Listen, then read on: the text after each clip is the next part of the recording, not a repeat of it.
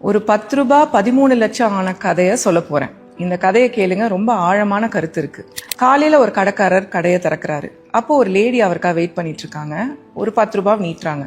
என்னம்மா வேணும்னு கேட்குறாரு. இல்லையா, நேத்திக்கு நான் வாங்க வந்திருந்தேன், எனக்கு எக்ஸ்ட்ரா 10 ரூபாய் கொடுத்துட்டீங்க, அதை ரிட்டர்ன் பண்ண தான் வந்தேன்னு சொல்றாங்க. கடைக்காரர் சிரிக்கிறாரு. நேற்று 5 ரூபாய்க்கும் அவ்வளோ பார்கெயின் பண்ணீங்க, 10 ரூபாய்க்காக இவ்வளோ தூரம் வந்திருக்கீங்களான்னு கேட்கும்போது அவங்க சொல்றாங்க, பார்கெயின் பண்றது என்னோட உரிமை, ஆனா ஒரு விலையை நம்ம ரீச் பண்ணதுக்கு அப்புறம் 1 ரூபாய் உங்களை ஏமாத்தினாலும் அது என் கான்ஷியஸ் சும்மா விடாது சார். அதுக்கு தான் நான் வந்திருக்கேன். இன்ஃபேக்ட் நேற்று நைட்டே வந்தேன், நீங்க கடையை மூடிட்டீங்க, அதனால 2வது வாட்டியா காலையில வந்திருக்கேன்னொன்னே கடைக்காரர் ரொம்ப ஆச்சரியப்படுறாரு. 10 ரூபாய் தானம்மா, எதுக்காக 2வது வாட்டி இவ்வளவு தூரம் வந்தீங்கன்னு கேட்கும்போது, சார் அது உங்களுக்கு பெரிய விஷயமா இருக்காது, ஆனா எனக்கு பீஸ் ஆஃப் மைண்ட் வேணும். என் ஹஸ்பண்ட் உயிரோட இல்ல, எனக்கு சொல்லி கொடுத்தது ஒன்னே ஒண்ணுதான், யார்கிட்டயும் 1 ரூபாய் கூட நம்ம ஏமாத்தக்கூடாது. நம்ம ஏமாத்துறோம்னு நினைக்கிறோம், ஆனா மேல இருந்து பாக்குற கடவுள் இதெல்லாம் பார்த்துட்டே இருக்காரு, அக்கௌண்ட் வச்சுட்டு தான் இருக்காரு. இன்னைக்கு நம்ம தப்பு பண்ணா நாளைக்கு நம்ம குழந்தைங்களுக்கு அது பாதிக்கும் அப்படின்னு சொல்லிட்டு போயிருக்காரு. போயிட்டு வரேன்னு சொல்லிட்டு கிளம்பிடுறாங்க. இந்த கடைக்காரர் பார்த்துட்டே இருக்காரு. உடனே என்ன பண்றாரு, கல்லாப்பட்டியில இருந்து ஒரு 300 ருபீஸ் எடுத்துட்டு மார்க்கெட் போறாரு. அங்க நேரா ஒரு கடைக்கு போயிட்டு, பிரகாஷ் இந்தாப்பா 300, நேற்று நிறைய உனக்கு நான் சார்ஜ் பண்ணிட்டேன், எனக்கு அது கான்ஷியஸ் ஏதோ குத்திட்டே இருந்துச்சு, நான் ரிட்டர்ன் பண்ண வந்தேன் அப்படின்னு கொடுத்துட்றாரு. பிரகாஷ் சிரிக்கிறாரு.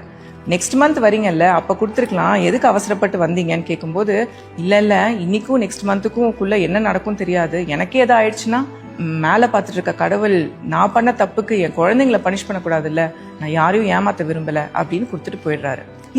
இந்த கடைக்காரர் போன உடனே பிரகாஷுக்கு ஒரே ஷாக்கு, ரொம்ப டிஸ்டர்ப்டா உட்காந்துருக்காரு. ஏன் 2 நாள் நைட்டு தூங்க கூட இல்ல. 3ஆவது நாள் என்ன பண்றாரு, பேங்க்குக்கு போயிட்டு 13 லட்சம் ரூபாய் வித்ட்ரா பண்றாரு. என்ன கதைன்னா, 10 வருஷம் முன்னாடி பிரகாஷ் அவர் ஃப்ரெண்டு கிட்ட 3 lakhs கடன் வாங்கியிருப்பாரு. அடுத்த நாள் அந்த ஃப்ரெண்டு இறந்து போயிருப்பாரு. ஃப்ரெண்டோட ஃபேமிலிக்கு இது தெரியாததுனால யாருமே இந்த பணத்தை கேட்கவும் மாட்டாங்க, பிரகாஷும் திரும்ப கொடுக்க மாட்டாரு. ஃப்ரெண்டோட வைஃப் ஒரு மெய்டா வேலை பார்த்து தான் குழந்தைங்களை ரொம்ப கஷ்டப்பட்டு வளர்த்துட்டு வருவாங்க. அப்ப கூட பிரகாஷ் இதை பத்தி வாயை திறக்க மாட்டார். நேரா ஃப்ரெண்டு வைஃபுக்கு போயிட்டு காலில் விழுந்து நடந்ததெல்லாம் சொல்லி மன்னிப்பு கேட்பாரு. ஃப்ரெண்டோட வைஃபுக்கு ஒரே ஆச்சரியம். ஒரு ரூபாவும் அந்த அம்மாக்கு ரொம்ப கஷ்டப்பட்டு உழைச்சு சம்பாதிக்கிறாங்க. இந்த 13 லட்சங்கிறது ரொம்ப பெரிய டீல் அவங்களுக்கு. அவரை பிளஸ் பண்ணி அந்த ரூபாயை வாங்கி வச்சுக்கிறாங்க. இந்த லேடி யார் தெரியுமா?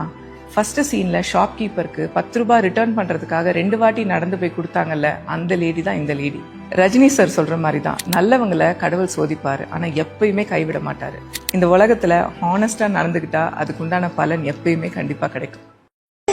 நல்லவர்க்கெல்லாம் எதிர்காலமே நம்பிக்கை வைத்தால் சேராதா, உள்ளங்கள் எல்லாம் ஒன்று கூடினால் உள்ளங்கையில் தான் வெற்றி வாராதா, இன்றைக்கும் என்றைக்கும் நல்ல நாள்தான்.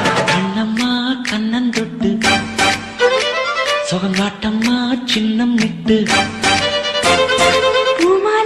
வச்சு புட்டு புது பாட்டெல்லாம் வெளுத்து கட்டு.